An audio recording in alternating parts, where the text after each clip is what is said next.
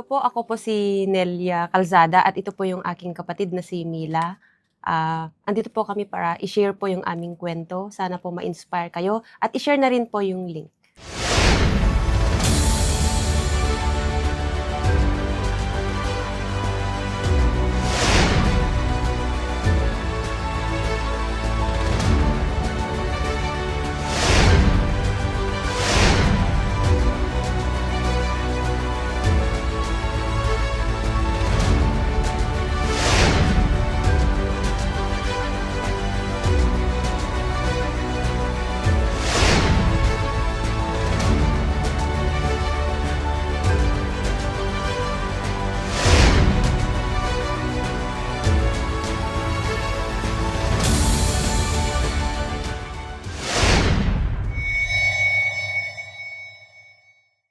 Hi, Ma'am Nelia at Mila, right? Hello po, Pastor. So, welcome sa ating Be Empowered program.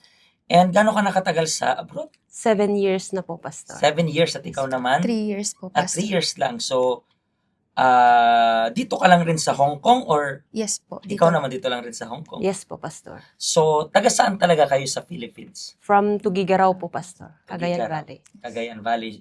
Pero, let's start muna sa kwento mo. Kamusta ba yung family mo bago ka dumating dito sa health center?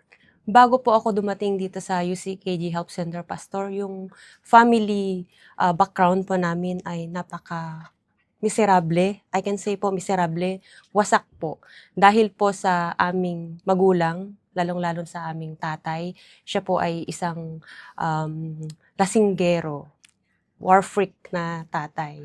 Yung sinabi mong lasinggero yung tatay mo, ilan ba kayong magkakapatid? 6 po, Pastor. 6, pang ilan ka? Pangatlo po. Siya naman is? Pang-5 po, Pastor. Pang-5. Yes. So, nakikita ninyo na lasenggo yung tatay ninyo. Paano yun nakaapekto para sa'yo? Dahil po sa pagiging lasenggo ng tatay ko, yung tatay namin, isa po siyang, kapag naglalasing po siya, nakakaranas po kami ng mga, yung sobrang pananakit niya. Kumbaga, kapag may problema sa family, sa amin niya po binubuntong lahat yung mga Ilang problema. taon ka unang nasaktan ng tatay mo? Grade 2 pa lang po ako nun. And then, how about ikaw naman? Nasaktan ka rin ba ng tatay mo? Yes po. Worse. Worse. Yes po, Pastor. Pero ilang taon ka niya unang nasaktan? Pinaka-worst po para sa akin, Pastor, is high school. Yung high school? Muntik niya po akong sinunog. And, Sinunog? Yes, and sinapak po. And magang-maga po yung Kanino mo, may pinagsumbungan ka ng nangyaring ganyan? yung kuya ko po, yung Anong panganay reaction? naman. And galit po siya, Pastor. And then pumunta kami sa kapitan ng aming barangay. And then wala pong reaction yung kapitan kasi lasing lang daw po yung tatay namin, ganyan. So hindi niya alam po yung ginagawa niya. Pero para sa akin po, Pastor, I hate my father. So talagang meron kang sama ng loob. yes po, sinumpa ko po siya. Sinumpa mo ba siya? Yes. Ikaw, umabot rin sa punto na sinumpa mo siya? Hindi naman. Yes po, Pastor. Pinagdadasal ko nga yan na sana mamatay na siya dahil sa galit ko. Mhm. And yung time po na yun, Pastor, sa pananakit niya, umabot din sa punto na 16 years old pa lang po ako. Ako na po ay nabuntis dahil nagiging rebelde po ako. So parang, marami na rin ako narinig na story about this na gusto kasi nilang makawala sa poder ng ganong pamilya. So they want na pumunta sa ibang pamilya. So parang makatakas sa sitwasyon. So parang ganon yung nangyari sa'yo. Yes po. 16 pa lang, nabuntis ka na. Yes. Ano naging reaction ng padre niyo that time? Nung time na yun, Pastor, parang wala siyang pakialam. Kasi wala naman talaga siyang pakialam sa amin. Kasi yung parang pakialam niya lang is yung to sustain yung kanyang addiction. Mhm. Kahit na naapektuhan yung buhay namin, kahit wala na kaming makain, basta... Pero how about yung mother mo? Anong nagiging reaction sa Yung mother ko po is napaka-patient niya po, Pastor.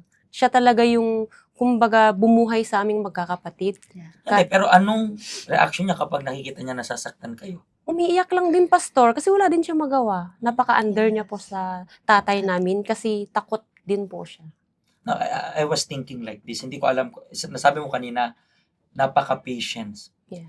And I don't know if umabot na lang rin siya sa punto na naging manhid na siya. Imagine mo parang from time to time nakikita niya na lang ng ganon. Pero siya talaga yung nagtataguyod sa inyo. Yes. So, To cut the long story short, paano ka napunta dito sa Hong Kong? Kasi sinasabi nila na maganda daw dito sa Hong Kong kasi in-after ko yung may mga off po. Day off. Yun talaga. Pero siya, paano siya napunta dito sa Hong Kong? Kinuha ko po siya, Pastor. Kasi Mhm. year 2022, ako po ay nag-for good. Mm. And then, siya po yung ipinalit ko sa amo ko. Ngayon po, yung amo ko ngayon is yung parents din ng amo ko dati. So parang may connection yung bawat amo nyo pa rin. Parang Yes ganun. po. Hanggang ngayon yan. Yes po, Pastor. So ikaw, paano ka nakumbinsi na pumunta naman dito sa Hong Kong? Dahil po sa gusto ko makakalaya po sa lahat ng mga takasan yung tatay ko, like that po, Pastor. Kasi ayoko nang mag-stay sa bahay. Gusto ko nang lumayo talaga. Yung pinaka-reason mo is, okay, mag-abroad ako Yes. para matakasan yung lahat ng Yes issue na po, to. at makatulong sa family. Makatulong sa family. And then, paano ka naman napunta dito sa help center? Ikaw yung unang pumunta sa help center, Yes di po, ba? Pastor. Paano naman nakapunta dito? Yung pinsan ko, Pastor, in-invite niya po ako. Dati may pinadala lang po yung mother niya sa akin na gamot po. Mhm. And then sabi niya magkita tayo sa ganito. Mhm. And then dito niya po ako dinala. Nice. Okay. And then, afterwards, ilang years ka na ba sa help center? Almost 9 years na po, Pastor. 9 years na. Yes po. So, ikaw, napunta ka sa help center pagdating mo rin Yes dito po. sa Hong Kong kasi Yes sa po, Pastor. connection na rin. And then, bago ko tanungin, kasi syempre, for sure, may mga pagbabago sa buhay mo. Pero, nung pag-attend mo, ikaw, Mila, pag-attend mo dito sa help center, syempre, para bang direct Yes po. kang pumunta dito, which is, meron ka pang daladalang issue doon sa family mo. Yes Then, po. pag-attend mo, paano nakatulong yung help center para sa'yo? Isang man of God na gusto po, sabi niya, magpatawad po. About forgiveness po yung topic po that time, Pastor. I'm very revolted naman po ako sa mga nangyayari at bigla kong naalala yung tatay ko. So, kapag tinatouch yung topic about pagpapatawad, Papatawad po, Pastor. hindi mahirap para sa'yo. Mahirap para sa akin. Kasi nasa transition ka nga na may issue ka doon, tapos pagdating dito, Yes po. maririnig mo magpatawad. Yes po, Pastor. Pero kailan, anong pumasok sa isip mo? Alam ko, syempre, hindi naman isang iglap Yes yun. po. Nung nag-decide kang magpatawad, ano yung biglang pumasok sa isip mo para mag-decide, "Hindi, this time, kailangan ko na magpatawad"? Yung gusto ko na pong makalaya sa sitwasyon ko, Pastor, kasi nabibigatan na po talaga ako. Nag-take action po ako, Pastor. And kahit sobrang mahirap para sa akin, tinawagan ko yung tatay ko. Pero hindi po yung tatay ko yung talagang intention ko. Yung nanay ko po, Pastor. Pero yung sumagot sa tawag ko, Pastor, is yung tatay ko. So eventually, Yes. tinake mo na rin yung Yes, yung advantage. opportunity na makausap po siya. And then, kahit mahirap po sa akin, kinausap ko siya. And then, time na yun na kinonfess ko po lahat ng mga hinanakit ko since nung sinumpa ko siya. Sinabi ko po lahat yun, Pastor. And sinabi ko na patawarin mo ako sa lahat ng mga ginawa ko, kung naging rebellious akong anak. Ganun po, Pastor. How about ikaw naman? Kamusta yung journey mo within this 9 years? I believe, marami nang nagbago kasi I believe, na-resolve na rin yung sama ng loob. Yes po. Pero bilang isang OFW dito sa Hong Kong na may issue sa family, paano nakatulong yung help center sa'yo? Isang malaking tulong po yung help center sa akin, Pastor, kasi although ito yung church po, Pastor, talaga na hindi ka pipilitin. Pero very intelligence po yung tinuturo nila. Kaya napakalaking tulong po nito sa akin. First po is yung nilinis ko yung konsensya ko. Nilinis ko din yung puso ko. At saka hinarap ko, Pastor, yung mga alam kong mga mali dati is itinuwid ko kahit mahirap siya. Kaya itong help center, Pastor, is sobrang laking tulong talaga, Pastor, kasi hindi lang po niya ako natulungan. Kasi yung pagbabago ko po ay pati din sa family ko is, kumbaga nakita nila yun. As of na, kumusta na yung family pala? Ngayon po yung family ko, Pastor, is uma-attend na rin sila sa UCKG Tugigaraw. And then yung asawa ko po is converted na rin siya. Nice, kasi makikita natin na merong before and after sa kwento ninyo. At yun rin po yung gusto kong sabihin para sa inyo na nanonood nitong program na ito. Siguro, hirap na hirap kang ipaglaban yung pamilya mo. Matagal mo nang pinaglalaban yung pamilya mo. Baka nga tumigil ka nang ipaglaban yung pamilya mo kasi parang wala namang nangyayari.